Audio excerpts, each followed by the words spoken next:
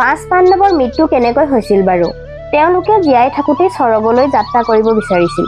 আজি এই সকলোবোৰ মই এই কাহিনীটোত ক'ম। যিসকলে নাজানে কাহিনীটো শেষলৈকে চাব, আৰু যিসকল মোৰ চেনেললৈ নতুনকৈ আহিছে তেওঁলোকে ছাবস্ক্ৰাইব কৰি ল'ব, আৰু ফেচবুকত চাই আছে যদি ফ'ল' কৰি দিব, যাতে প্ৰত্যেকটোৰ ভিডিঅ' নটিফিকেশ্যন আপোনালোকে পায়। আহক আমি কাহিনীটো শুনো। মহাভাৰতৰ যুদ্ধত জিকাৰ পাছত পাঁচ পাণ্ডৱে ৩৬ বছৰ হস্তিনাপুৰত ৰাজত্ব কৰিছিল। তাৰ পাছত কিছুমান ভয়ংকৰ ঘটনা ঘটিবলৈ ধৰিছিল। ভগৱান শ্ৰীকৃষ্ণক গান্ধাৰীয়ে দিয়া সাপ আৰু তেওঁৰ পুত্ৰ শ্যামে ঋষিৰ পৰা পোৱা সাপৰ ফলত গোটেই যদুবংশ ইটোৱে আনটোৰ লগত যুদ্ধ কৰি শেষ হৈ গৈছিল। বলৰামে সমাধিলৈ দেহ ত্যাগ কৰিলে আৰু ভগৱান শ্ৰীকৃষ্ণয়ো এই পৃথিৱী এৰি গুচি গৈছিল। আনফালে পাঁচ পাণ্ডৱে এই কথা গম পোৱাৰ লগে লগে তেওঁলোকেও দ্ৰৌপদীক লগত লৈ পৰম ধাম যাবলৈ নিৰ্ণয় ল'লে। পাঁচ পাণ্ডৱে অভিমন্যুৰ পুত্ৰ পৰীক্ষিতক ৰজাৰ গাদীত বহুৱাই হিমালয়ৰ ফালে যাত্ৰা আৰম্ভ কৰিলে। আপোনালোকে এটা কথা গম পায়নে? যেতিয়া পাঁচ পাণ্ডৱ স্বৰ্গ যাত্ৰা কৰিছিল, অনেক পৰীক্ষাৰ সন্মুখীন হ'ব লগা হৈছিল। হস্তিনাপুৰৰ পৰা যেতিয়া যাত্ৰালৈ ওলাইছিল, এটা কুকুৰো তেওঁলোকৰ লগত পিছে পিছে যাবলৈ ধৰিছিল। এই দেখি অৰ্জুন, ভীম, নকুল আৰু সহদেৱে বহুত আচৰিত হৈ পৰিছিল। যুধিষ্ঠিৰে ক'লে, এয়া মোৰ স্বামী ভক্ত কুকুৰ। দ্ৰৌপদীক লগত লৈ পাঁচ পাণ্ডৱে অনেক তীৰ্থ, নদী, সমুদ্ৰ আদি যাত্ৰা কৰি আগলৈ আগবাঢ়িবলৈ ধৰিলে। এনেকৈয়ে ঘূৰি ঘূৰি তেওঁলোকে এদিন ৰঙা সাগৰৰ ওচৰ পালেহি। কিন্তু অৰ্জুনে অন্তিম যাত্ৰা কৰাৰ পিছতো তেওঁ গাণ্ডীৱ ধনুখন এৰিব পৰা নাছিল। যাৰ কাৰণে ৰঙা সাগৰৰ কাষত অগ্নিদেৱ প্ৰকট হ'ল আৰু অগ্নিদেৱে অৰ্জুনক ধনুখন ত্যাগ কৰিবলৈ ক'লে। অৰ্জুনে ত্যাগ কৰিব নিবিচাৰিছিল যদিও ধনুখন ত্যাগ কৰিলে। তাৰ পাছত পাণ্ডৱে পৃথিৱীৰ পৰিক্ৰমা কৰিবলৈ উত্তৰ দিশৰ ফালে গতি কৰিলে। এনেকৈয়ে গৈ গৈ তেওঁলোক হিমালয়ত গৈ উপস্থিত হ'লগৈ। তাত গৈ তেওঁলোকে কেদাৰনাথত মহাদেৱক দৰ্শন কৰিলে। মহাদেৱক লগ পাই তেওঁলোকে মহাভাৰতৰ যুদ্ধত যিমানবিলাক মানুহ হত্যা কৰিছিল সকলো পাপ খণ্ডন হ'ল। তাৰ পাছত ভগৱান শিৱই তেওঁলোকক স্বৰ্গলৈ যোৱাৰ ৰাস্তা দেখুৱালে। পাঁচ পাণ্ডৱ যেনেকৈ যাবলৈ আগবাঢ়িল, সন্মুখত এখন বালিৰে ভৰা সমুদ্ৰ দেখা পালে। তাৰ পাছত তেওঁলোকৰ সুমেৰু পৰ্বত দৰ্শন হ'ল। এনেকৈয়ে আকৌ স্বৰ্গৰ ফালে আগবাঢ়িল। তেওঁলোকৰ সন্মুখত হঠাৎ ইন্দ্ৰদেৱ প্ৰকট হ'ল আৰু তেওঁলোকক ক'লে, মই তোমালোকক স্বৰ্গলৈ নিবলৈ আহিছোঁ। তেতিয়া যুধিষ্ঠিৰে ক'লে, প্ৰভু, আমি আপোনাৰ লগত স্বৰ্গলৈ যাব নোৱাৰোঁ, কিয়নো আমি সকলো মনুষ্য হয় আৰু আমি নিজৰ শক্তিৰে স্বৰ্গলৈ যাব পাৰিলে উচিত হ'ব। যুধিষ্ঠিৰ কথা শুনি দেৱৰাজ ইন্দ্ৰ পচন্দ হ'ল আৰু তাৰ পৰা অন্তৰ্ধান হৈ গ'ল। তাৰ পাছত পাঁচ পাণ্ডৱ দ্ৰৌপদী আৰু কুকুৰটোৰ লগত লৈ আগলৈ আগবাঢ়িল। অলপ দূৰ যোৱাৰ পাছত দ্ৰৌপদী ওপৰৰ পৰা পৰি মৃত্যু হ'ল। এই দেখি ভীমে যুধিষ্ঠিৰক সুধিলে, দ্ৰৌপদীয়ে আজিলৈকে একো পাপ কাম কৰা নাই, গতিকে কিয় প্ৰথমে মৃত্যু হ'ল? যুধিষ্ঠিৰে ক'লে, দ্ৰৌপদীয়ে পাঁচ পাণ্ডৱৰ ভিতৰত সকলোতকৈ বেছি অৰ্জুনক ভাল পাইছিল, গতিকে সকলোতকৈ আগতে তেওঁৰ মৃত্যু হ'ল। এনেকৈ কৈ আকৌ সকলো আগলৈ আগবাঢ়িল। অলপ দূৰ গৈ সহদেৱ পৰি গ'ল। ভীমে আকৌ যুধিষ্ঠিৰক প্ৰশ্ন কৰিলে, সহদেৱ কিয় মৃত্যু হ'ল? যুধিষ্ঠিৰে ক'লে, সহদেৱে নিজকে বহুত বুদ্ধিমান বুলি ভাবিছিল, সেইকাৰণে পৰি মৃত্যু হ'ল। এনেকৈয়ে অলপ পিছত নকুলো মৃত্যু হ'ল। ভীমে আকৌ প্ৰশ্ন কৰিলে। যুধিষ্ঠিৰে ক'লে, নকুলে নিজৰ ৰূপৰ ওপৰত বহুত অভিমান আছিল, সেয়েহে এই গতি হ'ল। অলপ পিছত অৰ্জুনো মৃত্যু হ'ল। ভীমে আকৌ প্ৰশ্ন কৰিলে। যুধিষ্ঠিৰে ভীমক ক'লে, অৰ্জুন নিজৰ পৰাক্ৰমীৰ ওপৰত অভিমান আছিল। অলপ আগলৈ গৈ ভীমৰো মৃত্যু হ'ল। ভীমে আকৌ প্ৰশ্ন কৰিলে। যুধিষ্ঠিৰে ক'লে, তুমি বহুত খাইছিলা, কিন্তু তুমি নিজৰ শক্তিক মিছামিছি প্ৰদৰ্শন কৰি ফুৰিছিলা।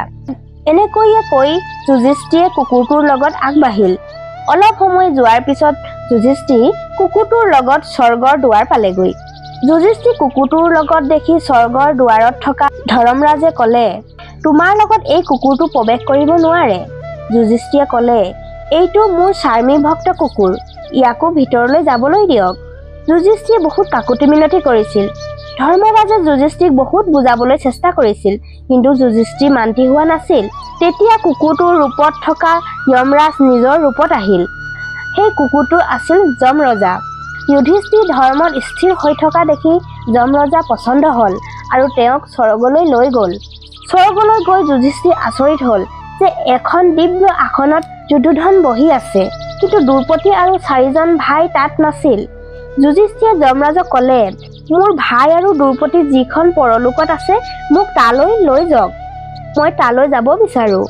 মই এই উত্তম ঠাইত থাকিব নিবিচাৰোঁ। তেতিয়া যমৰাজাই ক'লে, যদি আপোনাৰ সেয়াই ইচ্ছা তেন্তে সেয়ে হ'ব। যমৰাজা যুধিষ্ঠিৰক ক'লে, তেন্তে আপুনি এই দেৱলোকজনৰ লগত যাওক। এওঁৱে আপোনাক তেওঁলোকৰ ওচৰলৈ লৈ যাব। যুধিষ্ঠিৰে দেৱদূতৰ লগত যাবলৈ ওলাল। দেৱদূতজনে যুধিষ্ঠিৰক এনেকুৱা ৰাস্তাৰ ফালে লৈ গৈছিল যে বহুত দুৰ্গম আৰু বেয়া আছিল। সেই ৰাস্তাত চাৰিওফালে আন্ধাৰ আৰু মৰা শৰ পৰি আছিল, আৰু সেই মৰা শৰবোৰৰ পৰা বেয়া গোন্ধ আহিছিল। সেই শৰবোৰক খাবলৈ লোহৰ ঠোঁট থকা কাউৰী আৰু শগুন ঘূৰি ফুৰিছিল। সেইখন আছিল অশ্বিপত্ৰ নামৰ নৰক। এইবিলাক দেখি যুধিষ্ঠিৰে দেৱদূতক সুধিছিল, আৰু কিমান দেৰি যাব লাগিব, আৰু মোৰ ভাইহঁত ক'ত আছে? যুধিষ্ঠিৰ কথা শুনি দেৱদূতে ক'লে, দেৱতাই মোক কৈছিল, যেতিয়া আপুনি ভাগৰি যাব তেতিয়া এই ঠাইৰ পৰা লৈ যাব লাগিব। যদি আপুনি ভাগৰি গ'ল তেন্তে আমি ইয়াৰ পৰা যাব পাৰোঁ। যুধিষ্ঠিৰে তাৰ পৰা ঘূৰি আহিবলৈ লওঁতেই দুখত কান্দি থকা মাত শুনা পালে। তেতিয়া সেই কান্দি থকা শৰকেইটাক যুধিষ্ঠিৰে প্ৰশ্ন কৰিলে, পৰিচয় সুধিলে। তেওঁলোকে কৰ্ণ, দ্ৰুপদী, ভীম, অৰ্জুন, নকুল, সহদেৱ বুলি নিজকে পৰিচয় দিলে। যুধিষ্ঠিৰে দেৱদূতজনক ক'লে, আপুনি পুনৰ দেৱতাসকলৰ ওচৰলৈ ঘূৰি যাওকগৈ। মই ইয়াত থাকিলে যদি মোৰ ভাইহঁতৰ সুখ হয় তেন্তে মই ইয়াতে থাকিব বিচাৰোঁ। দেৱদূতে এই কথা শুনি দেৱৰাজ ইন্দ্ৰক গৈ ক'লেগৈ। কিছু সময়ৰ পিছত ইন্দ্ৰদেৱ আৰু শনিদেৱ যুধিষ্ঠিৰ ওচৰত আহি থিয় হ'লহি। দেৱতা অহাৰ লগে লগে তাত সুগন্ধি বতাহ ববলৈ ধৰিলে। সকলো ফালে পোহৰ হৈ গ'ল। যুধিষ্ঠিৰে ক'লে, হে দেৱগণ, এইবোৰ মই কি দেখিছোঁ? তেতিয়া ইন্দ্ৰদেৱে ক'লে, তুমি অশ্বত্থামাৰ মৃত্যু হৈছে বুলি মিছা কথা কৈ বুদ্ধিৰে দ্ৰোণাচাৰ্যক বধ কৰিছিলা। গতিকে তুমি অলপ সময়ৰ কাৰণে নৰক ভুগিব লগা হৈছিল। এতিয়া তুমি আমাৰ লগত স্বৰ্গলৈ বলা। তাত তোমাৰ ভাই আৰু দ্ৰুপদী সহ সকলো তোমাৰ কাৰণে অপেক্ষা কৰি আছে। এই কথা শুনাৰ পাছত যুধিষ্ঠিৰে গংগা নদীত স্নান কৰিলে, আৰু স্নান কৰাৰ লগে লগে মানৱ শৰীৰটো ত্যাগ কৰি দিব্য শৰীৰ ধাৰণ কৰিলে। ইয়াৰ পিছত বহুত দেৱ ঋষি আহি স্তুতিপূৰ্বক তেওঁক স্বৰ্গলৈ লৈ গ'ল। তালৈ গৈ যুধিষ্ঠিৰে ভগৱান শ্ৰীকৃষ্ণক দেখা পালে। তাৰ পাছত অৰ্জুন আৰু শ্ৰীকৃষ্ণই তেওঁক স্বাগত কৰিলে। তাৰ পাছত যুধিষ্ঠিৰে দেখিলে ভীমে আগৰ নিচিনাই শৰীৰ ধাৰণ কৰি বায়ু দেৱতাৰ ওচৰত আছিল। নকুল আৰু সহদেৱে অশ্বিনী কুমাৰৰ ওচৰত থিয় হৈ আছিল। কৰ্ণই সূৰ্যৰ সমান ৰূপ ধাৰণ কৰা দেখিলে। তাৰ পাছত দেৱৰাজ ইন্দ্ৰই যুধিষ্ঠিৰক ক'লে, সেইফালে সাক্ষাৎ ভাগৱতী লক্ষ্মী থিয় হৈ থকা দেখিছে। এওঁৰ অংশৰ পৰাই দ্ৰুপদী জন্ম হৈছিল। এনেকৈয়ে দেৱৰাজ ইন্দ্ৰই মহাভাৰতৰ যুদ্ধত মৃত্যু হোৱা সকলো বীৰৰ কথা বহলাই ক'লে। যুধিষ্ঠিৰেও সকলোকে দেখি বহুত আনন্দিত হৈ পৰিল। এনেকৈয়ে 5 পাণ্ডৱে স্বৰ্গ যাত্ৰা কৰিছিল। এয়াই আছিল মোৰ আজিৰ কাহিনীটো। ভাল লাগিলে লাইক, শ্বেয়াৰ, ছাবস্ক্ৰাইব কৰিবলৈ নাপাহৰিব, আৰু ফেচবুকত চাই আছে যদি ফ'ল' কৰি দিব, আৰু ভুল হ'লে মোক কমেণ্ট কৰি জনাব। আজিলৈ আহিছোঁ। Bye bye friends.